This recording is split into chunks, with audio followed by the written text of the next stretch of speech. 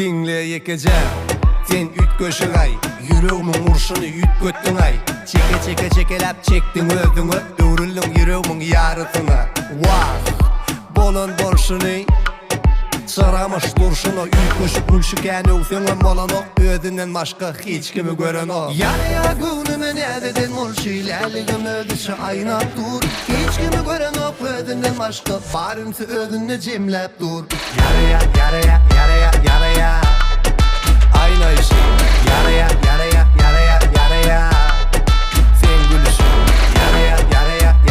yaraya vah karavul, yaraya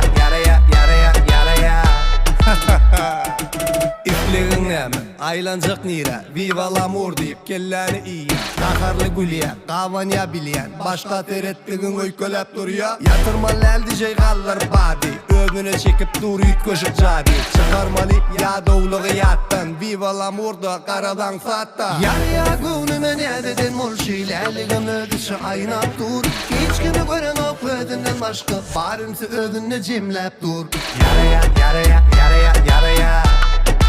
ayna işi, yaraya sen gülüşün, yaraya vah karavul, yaraya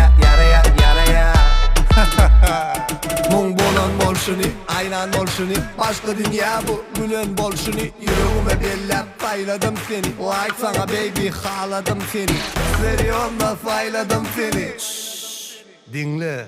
Yarıya günüme ne dedin mulşilerligim ödüşü aynap dur. Hiç kimi gören o ödünden başka barımsı ödünle cimlep dur. Yaraya ayna işi, yaraya sen gülüşün, yaraya vah karavul, yaraya